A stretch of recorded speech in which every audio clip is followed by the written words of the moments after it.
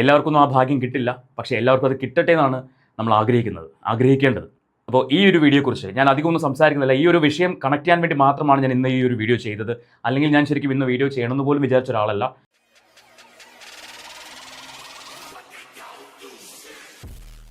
എല്ലാ പ്രിയപ്പെട്ടവർക്കും പുതിയൊരു വീഡിയോയിലേക്കും ദേവ് ഡീകോഡ്സ് എന്ന നമ്മുടെ കുടുംബത്തിലേക്കും സ്വാഗതം. നിങ്ങൾ ആദ്യമായിട്ടാണ് ഈ ചാനൽ കാണുന്നതെങ്കിൽ സബ്സ്ക്രൈബ് ചെയ്തിട്ടില്ലെങ്കിൽ ഒന്ന് സബ്സ്ക്രൈബ് ബട്ടൺ കുത്തിപ്പൊട്ടിച്ചേക്ക്.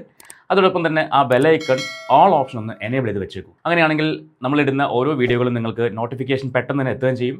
നിങ്ങൾക്ക് ഓടിച്ചാടി കയറി വന്ന് വീഡിയോകൾ കാണാനും പറ്റും. ഇന്ന് നമ്മുടെ സബ്ജക്റ്റ് എന്ന് പറയുന്നത് യദുവിനെക്കുറിച്ചും ജ്യോതികയെക്കുറിച്ചുമാണ്. ആരാണ് ഈ യദു, ജ്യോതിക? ഇത് നിങ്ങളുടെ മനസ്സിലേക്ക് വന്നൊരു ചോദ്യമായിരിക്കും. ഒരുപാട് പേർക്ക് ഇവരെ അറിയാം, പക്ഷേ കുറച്ച് പേർക്കെങ്കിലും അറിയാത്തവരുണ്ടാവും. അതുകൊണ്ട് തന്നെ ഈ ഒരു പാട്ട് കേട്ട് നോക്കൂ. അപ്പോൾ നിങ്ങൾക്ക് ചിലപ്പോൾ മനസ്സിലാവും. എൻ്റെ എല്ലാം എല്ലാമല്ലേ, എൻ്റെ ചേരത്ത ചെമ്പരുന്തല്ലേ, നിന്റെ കാലിലെ കാണാ പാദസ്വരം ഞാനല്ലേ, നിന്റെ മാറിയിലെ മായാ ചന്ദന പൊട്ടെനിക്കല്ലേ,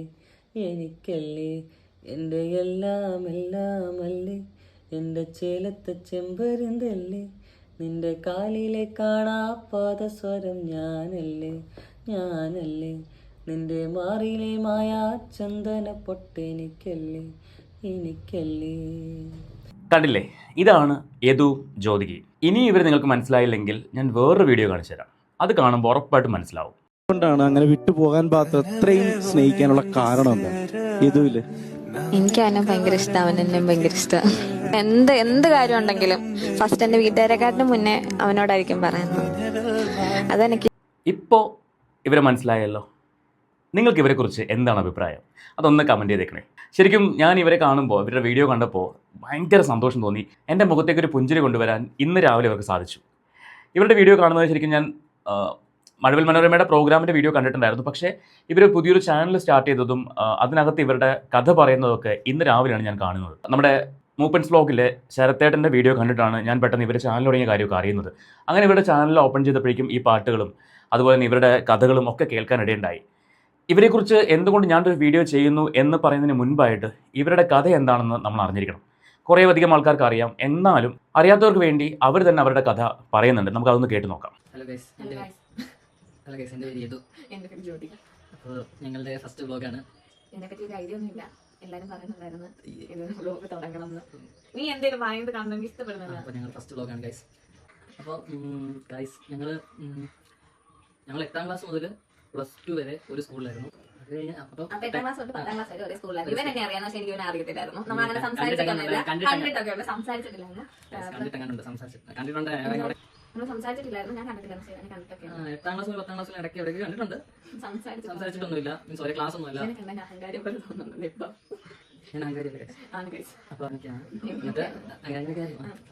എന്നിട്ട് ഇപ്പൊ ഞങ്ങൾ ഓൾമോസ്റ്റ് റിലേഷൻ ആയിട്ട് 9-10 വർഷമായിട്ട് തോന്നുന്നു. എന്ത് കാര്യത്? ഇല്ല, ഇതിന് കറക്റ്റായിട്ട് 8 വർഷം 8 വർഷമായിട്ടുണ്ട്. 8 മക്കളെ, നിങ്ങൾ ഉറപ്പിക്കുക, 8 ആണോ 9 ആണോ 10 ആണോ? അവർ തന്നെ ഇങ്ങനെ ആലോചിക്കുക എത്ര വർഷമായി. ശരിക്കും പലപ്പോഴും നമ്മൾ അഗാധമായിട്ട് സ്നേഹിക്കുമ്പോൾ നമുക്കറിയില്ല എപ്പോഴാണ് തമ്മിൽ ഒരു ഇഷ്ടം തോന്നിയത്, എപ്പോഴാണ് ആ ഫസ്റ്റ് ഒരു ഇംപ്രഷൻ തോന്നിയത്, ഒന്നും നമുക്ക് ചിലപ്പോൾ ഓർമ്മയുണ്ടാവില്ല. പക്ഷേ ആ ഇഷ്ടം എന്ന് പറയുന്നത് ആത്മാർത്ഥമായിട്ടാണെങ്കിൽ അത് വല്ലാത്തൊരു ഫീലാണ്. അത് പറഞ്ഞറിയിക്കാൻ പറ്റാത്ത ഒരു അനുഭൂതി എന്നൊക്കെ പറയാൻ വേണമെങ്കിൽ. ബാക്കി കേൾക്കാം.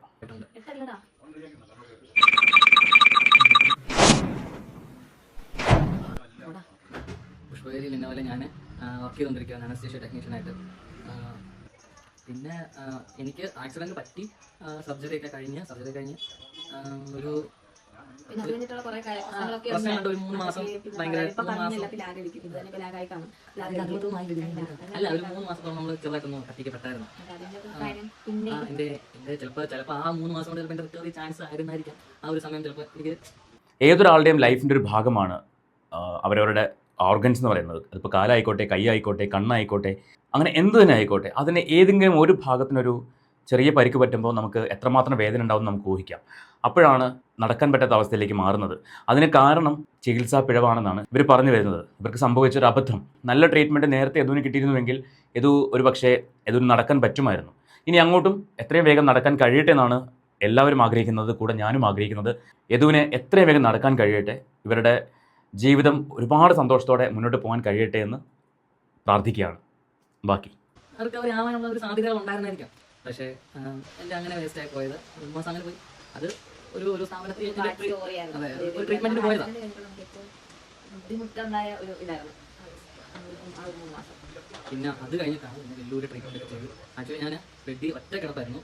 ഞാൻ എണ്ണീറ്റിരിക്കാനോ അങ്ങനെ ആ ഒരു ഇതുമില്ല. ഫുള്ള് ബെക്സോറൊക്കെ വന്ന് ഭയങ്കര പ്രശ്നം അങ്ങനെയൊക്കെ ആയിരുന്നു. അതിൽ നിന്ന് റിക്കവർ ആയ ട്രീറ്റ്മെന്റ് തുടങ്ങിയതിന് ശേഷമാണ് ചെന്നെങ്കിൽ നമ്മളോട് പറഞ്ഞത് വീൽ ചെയർ ഇരുന്നിട്ടുള്ള റീഹാബിലിറ്റേഷൻ അതായിരിക്കും കൂടുതൽ നടക്കുന്നത്. അവിടെ ചെന്നിട്ട് നമുക്ക് ആ ഒരു രീതിയിൽ വീൽ ചെയറിൽ സ്വന്തമായിട്ട് ഇരിക്കാനും സ്വന്തമായിട്ട് ചെയ്യാൻ പറ്റുന്ന കുറേ കാര്യങ്ങൾ സ്വന്തമായിട്ട് ചെയ്യിപ്പിക്കാനൊക്കെ നമ്മൾ പഠിപ്പിച്ചു. എന്നിട്ട് കിടന്ന കൂട്ടത്തിൽ തിരിച്ച് വീൽ ചെയർ സ്വന്തമായിട്ട് ഇരുന്ന സമയത്ത് കുറച്ചുകൂടെ സെൽഫ് ഇൻഡിപെൻഡൻ്റ് ആയിട്ട് ആണ് തിരിച്ച് വന്നത്. ഞാനും പോയിട്ടൊക്കെ ഉണ്ടായിരുന്നു. പിന്നെ മഴവില്ലിൽ പോയി അവള് സ്റ്റാൻഡപ്പ് ചെയ്യുന്ന അവൾ അത്യാവശ്യം ലൈഫിൽ ഇങ്ങനെ കോമഡി ഒക്കെ പറഞ്ഞ് ചിരിപ്പിച്ചൊക്കെ നടക്കുന്ന ഒരാളാണ്. ആണ് ബെഡ്രിഡൻ ആയിരുന്ന യദു ഇന്ന് വീൽ ചെയറിലിരുന്ന് അവരുടെ സന്തോഷം കണ്ടെത്താൻ ശ്രമിക്കുന്നുണ്ട്. അതിന് ഏറ്റവും വലിയ കാര്യമാണ്. പലർക്കും കഴിയാതെ പോകുന്ന, പലരും തളർന്നു പോകുന്ന ഒരു അവസ്ഥയിൽ ഇവർ പിടിച്ചു നിന്ന് അതിനൊപ്പം കൂടെ നിൽക്കാൻ ജ്യോതികയെ പോലൊരു പെൺകുട്ടി, ശരിക്കും അതൊരു വല്ലാത്തൊരു ഫീലാണ്. അങ്ങനെ കെയർ ചെയ്യാൻ ഒരാളുണ്ടാവുക എന്ന് പറയുന്നത്. രണ്ടുപേർക്കും ഒരുപാട് ഉയർച്ച ഉണ്ടാവട്ടെ. അതോടൊപ്പം തന്നെ ഇവരുടെ പാരൻസ്, ഇവർ ആ മനോരമയുടെ ഷൂട്ടിന് വന്ന സമയത്ത് അവിടെ സംസാരിച്ചിട്ടുണ്ടായിരുന്നു. ഇവരുടെ പാരൻസ് ആദ്യം ഇവരുടെ റിലേഷൻ എതിരായിരുന്നു. പക്ഷേ യദുവിന് ഇങ്ങനെ ഒരു ആക്സിഡൻറ്റ് സംഭവിച്ചതിന് ശേഷം ഒരു പക്ഷേ ജ്യോതിക കൂടുതൽ കമ്പൽ ചെയ്തിട്ടായിരിക്കാം, അല്ലായിരിക്കാം ഇവരുടെ റിലേഷന് വീട്ടുകാർ സമ്മതം കൊടുക്കുകയും ഇവരെ ഒരുമിച്ച് ഇപ്പോൾ മുന്നോട്ട് പോവുകയും ചെയ്യുന്നത്. ആ വീട്ടുകാർക്ക് ഒരു ബിഗ് സല്യൂട്ട് കൊടുക്കുകയാണ്, ഇവരെ മനസ്സിലാക്കി ഒരുമിപ്പിക്കാനുള്ള മനസ്സ് കാണിച്ചതിൽ. ഞാൻ എന്തുകൊണ്ടാണ് ഇപ്പോൾ ഈ ഒരു വീഡിയോ ചെയ്തതെന്ന് ചോദിച്ചാൽ, 2 ദിവസം മുൻപ് എനിക്ക് വളരെ വേണ്ടപ്പെട്ട ഒരാളുടെ കസിൻ ബ്രദർ, ആ മോന് ഒരു ആക്സിഡൻറ്റ് പറ്റി. ബാംഗ്ലൂർ വെച്ചാണ് സംഭവിച്ചത്. ഒരു കാർ റോങ് സൈഡ് വന്നിട്ട് കൺട്രോൾ പോയിട്ട് വന്ന് ഇടിച്ചതാണ്. ഇവർ ബൈക്കിലായിരുന്നു. ബൈക്ക് സ്റ്റാർട്ട് ചെയ്ത് വരുന്ന സമയമായിരുന്നു. 2 പേരും ആ ഇടിയിൽ തെറിച്ചു പോയി. അപ്പോൾ തന്നെ 2 പേരും ഹോസ്പിറ്റലിൽ എത്തിച്ചു. പക്ഷേ കൂടെ ഉണ്ടായിരുന്ന സുഹൃത്ത് മരണപ്പെട്ടു. കസിൻ ബ്രദറിന് ഇന്നലെ ഒരു സർജറി ഉണ്ടായിരുന്നു. സർജറി കംപ്ലീറ്റ് ചെയ്തു. ഇന്ന് ഉച്ചയ്ക്ക് അവന് ബോധം വന്നു. ഞാൻ ഈ ഒരു സ്റ്റോറിയുമായിട്ട് കണക്ട് ചെയ്യാൻ കാരണം, അവനും ഒരു റിലേഷൻഷിപ്പ് ഉണ്ടായിരുന്നു. ആ പെൺകുട്ടി നാട്ടിലായിരുന്നു. ആ പെൺകുട്ടീനെ ആദ്യം ഇതൊന്നും അറിയിച്ചില്ല. കാരണം ആ കുട്ടി വിഷമിക്കുന്ന ഓർത്തിട്ട് അറിയിച്ചില്ല. പിന്നെ ലേറ്റ് ആയിട്ടാണെങ്കിലും ചെറുതായിട്ട് കാര്യം സൂചിപ്പിച്ചു. കേട്ട പാതി കേൾക്കാത്ത പാതി. അടുത്ത ദിവസം രാവിലെ തന്നെ ആ കുട്ടി ട്രെയിൻ കയറി നേരെ ബാംഗ്ലൂർക്ക് എത്തി. അവൻ ഉണരുന്നതും കാത്തിരിക്കുകയായിരുന്നു. അപ്പോൾ ആ മാനസികാവസ്ഥ, അതായത് താൻ സ്നേഹിക്കുന്ന ആൾക്ക് ഒരു അപകടം പറ്റിയിട്ട്, അതും ഇത്രയും വലിയൊരു അപകടം, ഹെഡ് ഇഞ്ചുറി ആയിരുന്നു. അതിൻ്റെ സർജറിയാണ് കഴിഞ്ഞത്. ശരിക്കും 8-9 മണിക്കൂർ ടൈം എടുത്താണ് ആ സർജറി ചെയ്തത്. അപ്പോൾ അത്രയും സമയം എന്താ സംഭവിക്കുന്നത്, എന്താ സംഭവിക്കാൻ സാധ്യതയുള്ളത്, ഇതൊന്നും അറിയാതെ കാത്തിരിക്കേണ്ടി വരുന്നൊരവസ്ഥ. അപ്പോൾ ആ പെൺകുട്ടിയുടെ മാനസികാവസ്ഥ നമുക്ക് മനസ്സിലാക്കാവുന്നതേ ഉള്ളൂ. ഇന്ന് വരെയും ആ കുട്ടി അവൻ്റെ ഒപ്പം തന്നെ ഉണ്ടായിരുന്നു, കാത്തിരിക്കുകയാണ്. ഇനി അവൻ പുറത്തേക്ക് വരുന്നത് വെയിറ്റ് ചെയ്തിരിക്കുകയാണ്. ശരിക്കും യദുവിൻ്റെയും ജ്യോതികയുടെയും സ്റ്റോറി പോലെ തന്നെ എനിക്ക് റിലേറ്റ് ചെയ്യാൻ പറ്റുന്നൊരു കഥയാണ് ഇവരുടെ ലൈഫിലും ഇപ്പോൾ നടന്നിരിക്കുന്നത്. എത്രയും പെട്ടെന്ന് അവൻ റിക്കവർ ചെയ്ത് വരട്ടെ എന്നാണ് ഞാനും ആഗ്രഹിക്കുന്നത്, ഞാനും പ്രാർത്ഥിക്കുന്നത്. ശരിക്കും ഇന്നലേക്ക് ഭയങ്കര ടെൻഷനിലായിരുന്നു. പുറമേ ചിരിച്ച് നടക്കുന്നെങ്കിൽ പോലും ഉള്ളിൽ നല്ല ടെൻഷൻ ഉണ്ടായിരുന്നു. കാരണം സർജറി ഹെഡിലായതുകൊണ്ട്. കയ്യോ കാലോ ആണെങ്കിൽ നമുക്ക് മനസ്സിലാവും, അധികം സമയം എടുക്കാണ്ട് സർജറി വേഗം തീർക്കാൻ പറ്റും എന്നൊക്കെ ഉള്ള അറിവ് നമുക്ക് ഡോക്ടർമാർ തരും. പക്ഷേ ഇവിടെ എന്ന് പറഞ്ഞാൽ അവർക്കൊരു ഉറപ്പ് തരാൻ പറ്റില്ല എപ്പോഴാണ് കഴിയുന്നുള്ളത്. എന്നാലൊരു ഏകദേശം ടൈമാണ് അവർ പറയുന്നത്, 8-9 മണിക്കൂർ ആവും എന്ന് പറയുന്നത്. അപ്പോൾ ആ സമയത്തിനുള്ളിൽ തന്നെ ഇത് കഴിഞ്ഞു. പക്ഷേ അത് കഴിയുന്നവരെയും പുറത്തിരിക്കുന്നവർക്ക് ടെൻഷനാണ്. അപ്പോൾ അതേ ടെൻഷൻ നമ്മളെല്ലാവരും ഫേസ് ചെയ്തിട്ടുണ്ടായിരുന്നു. അപ്പോൾ ഇവിടെ ഈ ഒരു വിഷയത്തിലും ഇവർക്ക് അത്രയും ബോണ്ടുണ്ടായി. ഇപ്പോൾ അവരുടെ പാരൻസും അതിന് സപ്പോർട്ട് ചെയ്യുന്നുണ്ട്.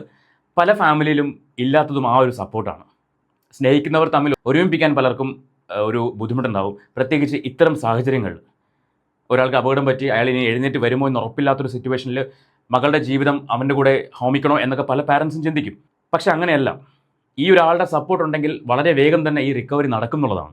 ആ ഒരു കോൺഫിഡൻസ് ഈ ആളുടെ ഉള്ളിലേക്ക് ഉണ്ടായിക്കൊണ്ടിരിക്കും. അതുകൊണ്ട് തന്നെ ഇത്തരം സാഹചര്യങ്ങളിലൂടെ കടന്നു പോകുന്നവരുടെ പാരൻസിനോടാണ് പറയാനുള്ളത്, നിങ്ങളുടെ മകളുടെ അല്ലെങ്കിൽ മകൻ്റെയോ ലൈഫ് ഒരിക്കലും ഇല്ലാതായി പോകുന്നില്ല. സ്വന്തം മക്കൾ സന്തോഷത്തോടെ ജീവിക്കണമെന്ന് ആഗ്രഹിക്കാത്ത ഒരു പാരൻസും ഉണ്ടാവില്ല.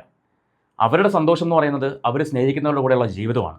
ആ ജീവിതം നിങ്ങൾക്ക് നേടിക്കൊടുക്കാൻ കഴിഞ്ഞില്ലെങ്കിൽ പിന്നെ നിങ്ങൾ എന്തൊക്കെ നേടിക്കൊടുത്താലും നാളെ മറ്റൊരു ലൈഫിലേക്ക് ആ കുട്ടീനെ പറഞ്ഞു വിട്ടാലും അല്ലെങ്കിൽ ആ പയ്യനെ പറഞ്ഞു വിട്ടാലും അവർക്ക് ആ സന്തോഷം കിട്ടില്ല. ശരിക്കും ഇവിടെ ഇവരുടെ പാരൻസ്, ഈ ജ്യോതികയുടെയും യദുവിൻ്റെയും പാരൻസ് ഒരുപാട് പുണ്യം ചെയ്ത ആൾക്കാരാണ്. ഇവർക്ക് അങ്ങനെ ഒരു പാരൻസിനെ കിട്ടിയതിൽ ഇവർ ഭാഗ്യം ചെയ്ത ആൾക്കാരുമാണ്. എല്ലാവർക്കൊന്നും ആ ഭാഗ്യം കിട്ടില്ല. പക്ഷേ എല്ലാവർക്കും അത് കിട്ടട്ടെ എന്നാണ് നമ്മൾ ആഗ്രഹിക്കേണ്ടത്. അപ്പോൾ ഈ ഒരു വീഡിയോയെക്കുറിച്ച് ഞാൻ അധികം ഒന്നും സംസാരിക്കുന്നില്ല. ഈ ഒരു വിഷയം കണക്ട് ചെയ്യാൻ വേണ്ടി മാത്രമാണ് ഞാൻ ഇന്ന് ഈ ഒരു വീഡിയോ ചെയ്തത്. അല്ലെങ്കിൽ ഞാൻ ശരിക്കും ഇന്ന് വീഡിയോ ചെയ്യണമെന്ന് പോലും വിചാരിച്ച ഒരാളല്ല. പക്ഷേ ഇവരുടെ കഥയുമായിട്ട് കണക്ട് ചെയ്ത ഒരു ഇൻസിഡൻറ്റ്, എനിക്കറിയുന്ന കാര്യം സംഭവിച്ചപ്പോൾ ഞാൻ അതുമായിട്ടൊന്ന് സംസാരിച്ചെന്ന് മാത്രമേ ഉള്ളൂ. സോ നിങ്ങൾക്ക് ഈ വീഡിയോയെക്കുറിച്ച് എന്താണ് നിങ്ങളുടെ അഭിപ്രായം?